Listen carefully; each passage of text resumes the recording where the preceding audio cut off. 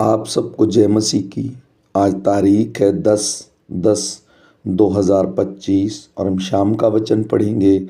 हम पढ़ेंगे यशायाह की पुस्तक से उसका 34, 35 और 36 अध्याय। हे जाति जाति के लोगों, सुनने के लिए निकट आओ, और हे राज्य राज्य के लोगों, ध्यान से सुनो।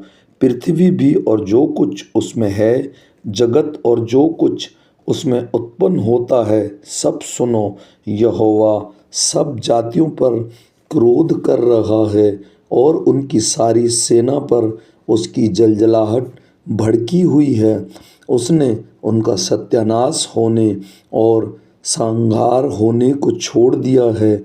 उनके मारे हुए फेंक दिए जाएंगे और उनके शवों की दुर्गंध उठेगी। उनके लहू से पहाड़ गल जाएंगे। आकाश के सारे गण जाते रहेंगे और आकाश कागज के समान लपेटा जाएगा। जो दाखलदायाँ अंजीर के वृक्ष के पत्ते मुरझाकर गिर जाते हैं, वैसे ही उसके सारे गुण धुंधले होकर जाते रहेंगे।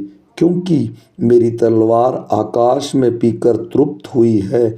देखो, वे न्याय करने को एदोम पर और जिन पर मेरा श्राप है उन पर पड़ेगी। यहोवा की तलवार लहू से भर गई है।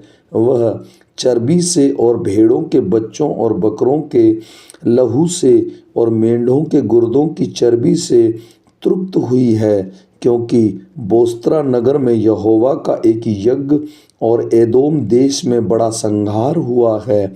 उस संग जंगली सांड और बछड़े और बैल वध होंगे और उनकी भूमि लहू से भीग जाएगी और वहाँ की मिट्टी चर्बी से अधा जाएगी। क्योंकि पलटा लेने को यहोवा का एक दिन और सिय्योन का मुकदमा चुकाने का एक वर्ष नियुक्त है। और एदोम की नदियाँ राल में और उसकी मिट्टी गंधक में बदल जाएगी। उसकी भूमि जलती हुई राल बन जाएगी। वह रात दिन न बुझेगी। उसका धुआं सदैव उठता रहेगा। युग युग वह उजड़ा पड़ा रहेगा। कोई उसमें से होकर कभी न चलेगा। उसमें धनेश पक्षी और शाही पाए जाएंगे और वह उल्लू और कौवे का बसेरा होगा। वह उस पर गड़बड़ की डोरी और सुनसान का साहुल तानेगा। वहाँ न तो रईस होंगे और न ऐसा कोई होगा जो राज्य करने को ठहराया जाए। उसके सब हाकिमों का अंत होगा। उसके महलों में कटीले पेड़, गड्ढों में बिच्छू पौधे और झाड़ू उगेंगे। वह गीदड़ों का वास स्थान और शतरमुर्ग का आंगन हो जाएगा।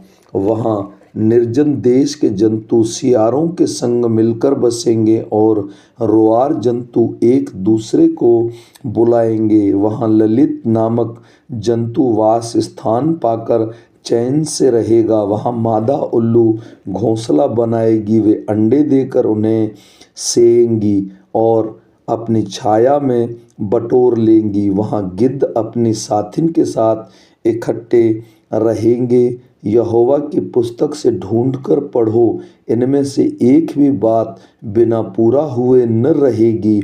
कोई बिना जोड़ा न रहेगा। क्योंकि मैंने अपने मुंह से यह आज्ञा दी है और उसी की आत्मा ने उन्हें इकट्ठा किया है। उसी ने उनके लिए चिट्ठी डाली। उसने अपने हाथ से डोरी डालकर उस देश को उनके लिए बांट दिया है। वह सर्वदा उनका ही बना रहेगा और वे पीढ़ी से पीढ़ी तक उसमें बसे रहेंगे। जंगल और निर्जल देश प्रफुल्लित होंगे। मरुभूमि मगन होकर केसर के समान फूलेगी और अत्यंत प्रफुल्लित होगी और आनंद के साथ जय जयकार करेगी। उसकी शोभा लबानोन की सी होगी और वह करमोल की शैरोन के तुल्य तेजों में हो जाएगी। वे यहोवा की शोभा और हमारे परमेश्वर का तेज देखेंगे। ढीले हाथों को दृढ़ करो और थरथराते हुए घुटनों को स्थिर करो। घर वालों से कहो, हियाव बांधो, मत डरो, देखो तुम्हारा परमेश्वर बदला लेने और प्रतिफल देने को आ रहा है। हाँ, परमेश्वर आकर तुम्हारा उद्धार करेगा। तब अंधों की आंखें खोली जाएंगी और बहरों के कान भी खोले जाएंगे। तब लंगड़ा हिरणी के समान चौकड़ियां भरेगा और गूंगे अपनी जीभ से जय जयकार करेंगे, क्योंकि जंगल में जल के सोते फूट निकलेंगे और मरुभूमि में नदियां बहने लगेंगी। मृग तृष्णा ताल बन जाएगी और सूखी भूमि के सोते फूटेंगे, और जिस स्थान में सियार बैठा करते हैं उसमें घास और नरकट और सरकंडे होंगे। वहाँ एक सड़क अर्थात राजमार्ग होगा, उसका नाम पवित्र मार्ग होगा। कोई अशुद्ध जन उस पर से न चलने पाएगा, वह तो उन्हीं के लिए रहेगा। और उस मार्ग पर जो चलेंगे वे चाहे मूर्ख भी हों तो भी कभी न भटकेंगे। वहाँ सिंह न होगा और कोई हिंसक जंतु उस पर न चढ़ेगा, न वहाँ पाया जाएगा, परंतु छुड़ाए हुए उस पर नित चलेंगे। यहोवा के छुड़ाए हुए लोग लौटकर जय जयकार करते हुए सियोन में आएंगे और उसके सिर पर सदा का आनंद होगा। वे हर्ष और आनंद पाएंगे और शोक लंबी सांसों का लेना जाता रहेगा। हिजकिय्याह राजा के 14वें वर्ष में आशूर के राजा सन्हेरीब ने यहूदा के सब गढ़ वाले नगरों पर चढ़ाई करके उनको ले लिया। आशूर के राजा के रबशाके को बड़ी सेना देकर लाकीश से यरूशलेम के पास हिजकिय्याह राजा के विरुद्ध भेज दिया, और वह ऊपरी पोखरे की नहर के पास धोबियों के खेत की सड़क पर जाकर खड़ा हुआ। तब हिल्किय्याह का पुत्र एलयाकीम जो राजघराने के काम पर नियुक्त था, और शेबना जो मंत्री था, और आसाप का पुत्र योहा जो इतिहास का लेखक था, ये तीनों उससे मिलने को बाहर निकल आए। रबशाके ने उससे कहा, हिजकिय्याह से कहो, महाराजा अधिराज आशूर का राजा यों कहता है कि तू उसको भरोसा किए बैठा है। मेरा कहना है कि क्या मुँह से बातें बनाना ही युद्ध के लिए पराक्रम और युक्ति है? तो किस पर भरोसा रखता है कि तूने मुझसे बलवा किया है? सुन, तू तो उस कुचले हुए नरकट अर्थात मिस्र पर भरोसा रखता है। उस पर यदि कोई टेक लगाए तो वह उसके हाथ से चुभकर छेद कर देगा। मिस्र का राजा फ़िरौन उन सब के साथ ऐसा ही करता है जो उस पर भरोसा रखते हैं। फिर यदि तू मुझसे कहे कि हमारा भरोसा अपने परमेश्वर यहोवा पर है, तो क्या वह वही नहीं जिसके ऊंचे स्थानों और वेदियों को ढाकर हिजकिय्याह ने यहूदा और यरूशलेम के लोगों को कहा कि तुम इस वेदी के सामने दंडवत किया करो? इसलिए अब मेरा स्वामी आशूर के राजा के साथ वाचा बांध, तब मैं तुझे 2000 घोड़े दूंगा। यदि तू उन पर सवार चढ़ा सके, फिर तू रथों और सवारों के लिए मिस्र पर भरोसा रखकर मेरा स्वामी के छोटे से छोटे कर्मचारी को भी कैसा हरा सकेगा? क्या मैंने यहोवा के बिना कहे इस देश को उजाड़ने के लिए चढ़ाई की है? यहोवा ने मुझसे कहा है, उस देश पर चढ़ाई करके उसे उजाड़ दे। तब एलयाकीम, शेबना और योहा ने रबशाके से कहा, अपने दासों से आरामी भाषा से बातें कर, क्योंकि हम उसे समझाते हैं। हमसे यहूदी भाषा में शहरपनाह पर बैठे हुए लोगों के सुनते बातें न कर।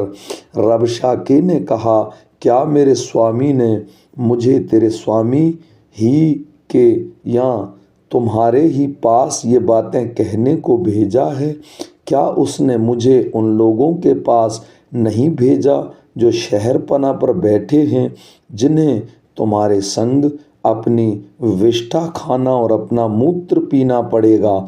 तब रबशाके ने खड़े होकर यहूदी भाषा में ऊंचे शब्द से कहा, महाराजा अधिराज आशूर के राजा की बातें सुनो। राजा यूं कहता है, हिजकिय्याह तुमको धोखा न दे, क्योंकि वह तुम्हें बचा न सकेगा। ऐसा ना हो कि हिजकिय्याह तुमसे यह कहकर यहोवा का भरोसा दिलाने पाए कि यहोवा निश्चय हमको बचाएगा कि यह नगर आशूर के राजा के वश में न पड़ेगा। हिजकिय्याह की मत सुनो। आशूर का राजा कहता है, भेंट भेजकर मुझे प्रसन्न करो और मेरे पास निकल आओ।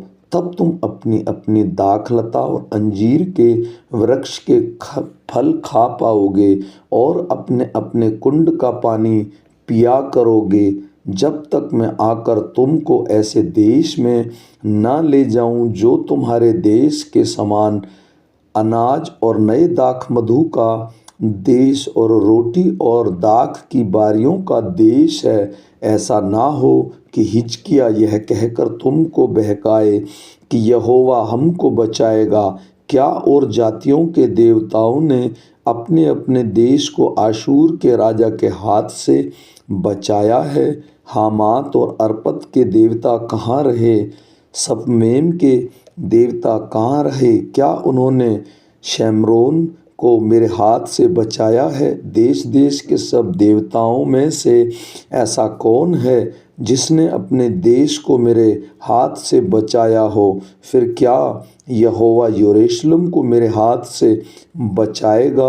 परंतु वे चुप रहे और उसके उत्तर में एक बात भी न कही, क्योंकि राजा की ऐसी आज्ञा थी कि उसको उत्तर न देना। तब हिल्किय्याह का पुत्र एलियाकीम जो राजघराने के काम पर नियुक्त था, और शेबना जो मंत्री था, और आसाप का पुत्र योहा जो इतिहास का लेखक था, इन्होंने हिजकिय्याह के पास वस्त्र फाड़े हुए जाकर रबशाके की बातें कह सुनाई।